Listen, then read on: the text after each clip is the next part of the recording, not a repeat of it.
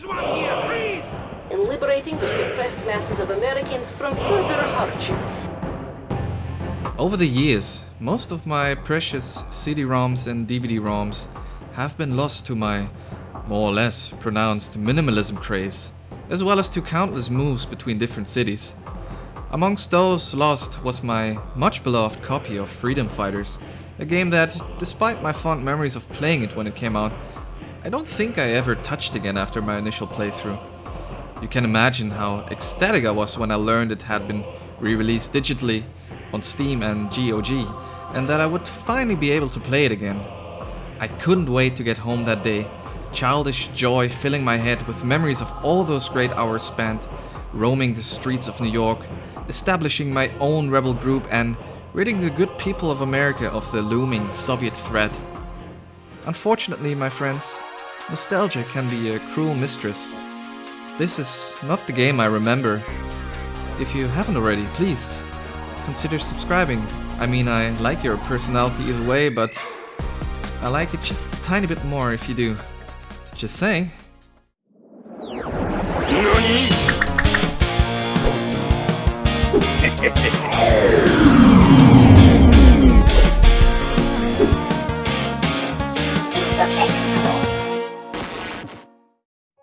The year is 2003, and in this alternate timeline of human history, events in the 1940s have played out quite differently from what we remember. The Soviet Union, after dropping the first atomic bomb on Berlin, single-handedly ended World War II and slowly started forcing every European country to join their communist bloc. By 1961, the Soviets have placed mid-range nuclear missiles near the US border in Cuba, creating a foothold near the USA to send thousands of quote-unquote advisors to South America. Things keep heating up over the years. The Communist Party takes over power in Cuba. In the 2000s, after a failed assassination attempt on the US president, which is believed to have been instigated by or at least been supported by the Soviet Union, rumors of an imminent invasion start to appear. And then, well, you guessed it, the big bad rats invade America, and of course we're defenseless against them. While the story is definitely not Oscar worthy, and you will find a plethora of comparable stories in many other games of that era, I think the execution is pretty well done. You play as Chris Stone, a New York-based plumber turned resistance leader, who over the course of 8 in-game months tries to sabotage Soviet outposts, reclaim them, and recruit more civilians to join the freedom fighter cause in order to inevitably and hopefully take back the land of the free. Along the way you come across your cast of stereotypical bad guys with more than questionable Russian accents, the alibi general, the blonde Russian news anchor, and, of course, the double-crossing informant who speaks perfect American English first, but then decides he has a Russian accent when he reveals his true agenda. It's all pretty comical, really. Yes, I know your name. While the game is touted as a third-person action shooter with minimal tactical elements in the form of rudimentary squad commands and, for the time, acceptable companion AI, the game was initially planned to be a turn-based strategy game, which might explain the command features still being present in the game. IO Interactive, the studio behind Freedom Fighters, are probably best known for their Hitman series. While playing, you can find billboards, posters, and other small Easter eggs showing Agent 47 as, for example, a TV show actor. That's not the only thing reminding you of Hitman, however, as we'll discuss a little bit later. The only real other IP I can think of right now that they've created was Kane & Lynch, but they've done well for themselves with some fantastic iterations of Hitman over the years after Freedom Fighters. The game was also ported to the GameCube, PS2 and Xbox, but I have to admit I never played those versions. I think, gameplay-wise, this game hasn't aged super well. While the running and gunning mechanics feel responsive and fluid, aiming down sight is downright broken. More on this later. Furthermore, there are no automatic checkpoints, which in itself is not a problem, but combined with the size of the maps and the fact that some of the packs of enemies infinitely respawn, made for a very frustrating first few hours with the game, until I figured out I could save the game at manholes. While I started my first playthrough on the second easiest difficulty, like the true man that I am, I quickly realized that I would have to lower the difficulty even more if I wanted to enjoy the game at all. It wasn't until much later during my playthrough that I got more into the groove of the game, understood how to make better use of my troops and how to effectively use my medkits. But I'm still glad I figured that out on easy difficulty, or this would have been a way more frustrating experience, I'm sure.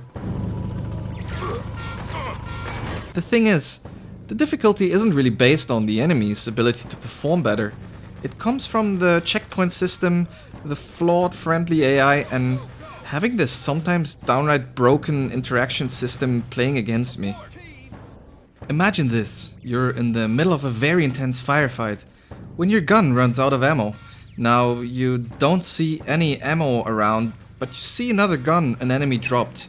Instead of picking it up when you interact with it, nothing happens. So you obviously press the button again, only for Chris to pick up the weapon and then instantly switching it with the gun you just dropped.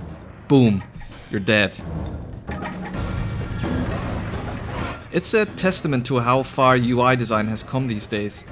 Apart from the sometimes finicky controls, I have to admit that I got bored quite quickly of the same mission layout. Fetch some troops, blow up a bridge or two, free some prisoners, get to the top of the building and raise the American flag. Done. You conquered the area.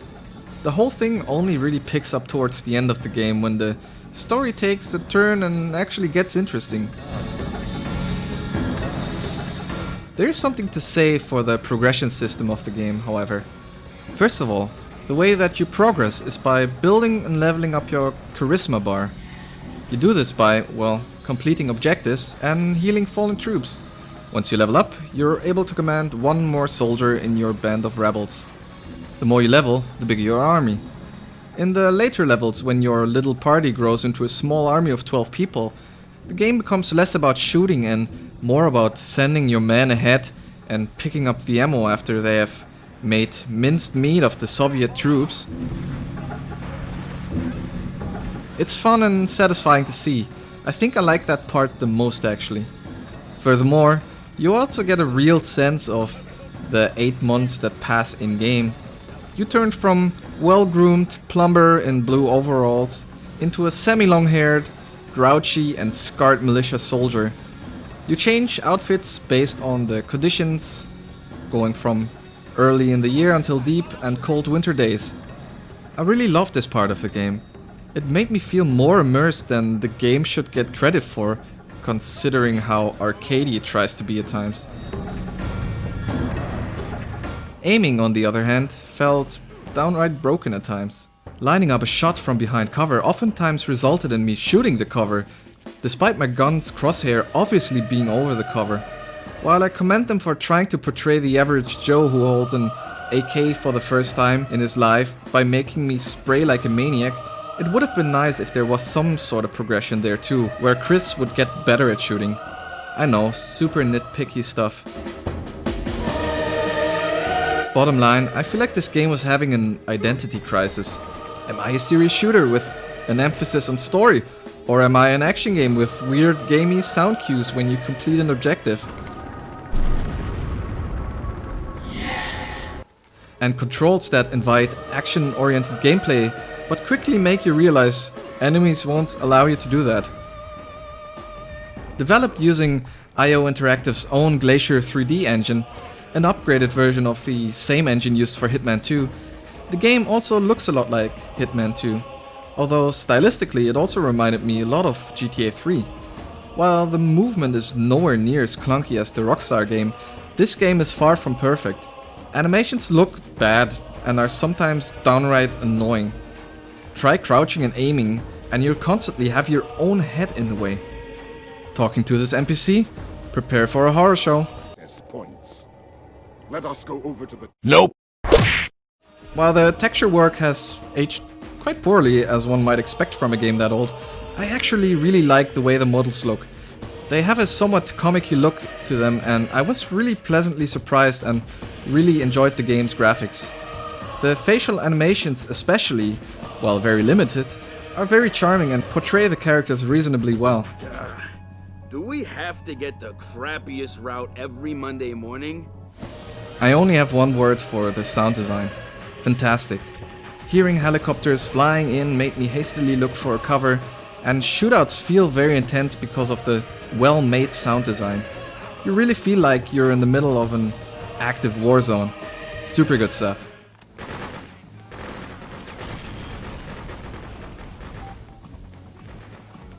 One small point of criticism is that, unfortunately, my own weapon felt like a pea shooter. Neither the visual nor sound design felt impactful at all, which is kind of weird considering the rest of the sound design is so well thought out. It feels like an oversight on their part. The game's music was composed by Super Kext, whose name I probably pronounced wrong, of Hitman and Assassin's Creed fame, and boy is this a fantastic OST. The score was recorded with the Hungarian radio choir. It's a great mix of choir and electronic music that gets your blood pumping really well. It's dramatic when it needs to be, but also does ambience really well. Bravo. You know what's even cooler? When you buy the game on GOG, you get the full high quality soundtrack for free, with 2 bonus tracks that weren't included in the original game's release. I've had this soundtrack on repeat while writing the script for this video. Man, this is nostalgia at its best. No wonder this soundtrack was nominated for Best Use of Soundtrack by Billboard Digital Entertainment Awards, of which I have never heard, and was awarded Best Music of the Year by GameSpot. Where nostalgia is maybe not at its best is the early 2000s voice acting. I take your life to a press conference at City Hall. While I have to admit that the voice acting for most of the main protagonists was okay to good, the stereotypical Russian accents just downright made me cringe. Come on people, did you ever speak to a Russian native trying to speak English? It sounds nothing like this. I mean, they really tried their best, but this really didn't age too well. But it's not just the Soviets' voice acting bordering cringeworthy. Some of the later story characters kind of overdo the whole New York, Brooklyn accent a bit and turn a pretty well crafted story into a unintended comedy at times. I say we break in there and start wrecking their stuff, you know what I'm saying? I did love the level design. From the streets of New York to the sewers to military facilities. Despite the limited amount of sceneries, the level designers have done a really good job of creating compact, interesting levels with several possible approaches to every problem. I guess if the creators of Hitman know how to do one thing well, it is that. I did encounter a few times that my approach to a problem wouldn't trigger a certain event, so I would have to go back and do it as the devs intended. Minor stuff though, as I thoroughly enjoyed exploring every new level anew. Climbing up sniper spots, evading enemies in the port's cargo area, setting C4 charges under a bridge to see it blow up, just to be hunted by an enemy helicopter afterwards. This game at its best. Unlike the voiceover work, I feel that the cinematography in the cutscenes was really creative and well done. In a time when it was still special to have any kind of high quality cutscene, IU Interactive went above and beyond to create really engaging cutscenes. From long shots portraying the despair that the freedom fighters must be feeling every time they return back to base, to broadcasts all the way to more action-oriented sequences. This is really good stuff. I think what made this game so special back in the day was how accessible it made some of the level mechanics of previous Hitman games to an audience that wasn't really interested in the sneaky gameplay of Hitman and wanted a more action-oriented gameplay. The premise of being able to control a squad of AI soldiers through the ever-changing battlefield that is New York City was very appealing, to me at least. While the game was generally received quite positively, with really good scores, it never managed to convince the good people at IO Interactive to create a sequel. Who knows, maybe sales weren't as expected? I don't think it was a mainstream hit, considering it's always been called this hidden gem of gaming. This was a time when many big hitting military shooters came out and will have undoubtedly have had some influence on the sales figures of freedom fighters. A shame, really. My biggest personal gripe with the game back in the day was the lack of multiplayer features for the PC version. While some of the console ports got 4-player split-screen multiplayer, being able to fight each other, PC players did not, and were left longing for a way to play this game cooperatively for many years. I remember that there were talks of the lacking network code being retroactively written by players and whatnot. Can you imagine how awesome it would have been to play this campaign with your buddy? After finishing the game so many years later, I'm left wondering if picking this game up again was a good idea. Don't get me wrong, in the end I thoroughly enjoyed this game. I blame my own nostalgia goggles for promising more than this game could realistically deliver. Would I suggest people go buy this game if they haven't played it?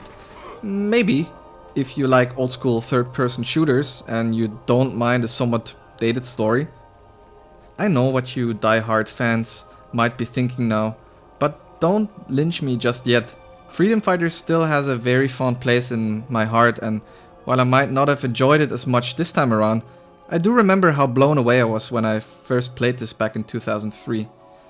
Nostalgia can indeed be a cruel mistress at times. As always, I had a lot of fun revisiting one of my favorite games. If you enjoyed watching this little video, make sure to subscribe to the channel and leave a like. Our egos feast on your generous scraps of validation. Let me know down in the comments if you picked up Freedom Fighters and if your experience was like mine. Or if you still love this game to bits and want to kill me right now. Fair game, my dudes. Catch you on the flip side. Ciao.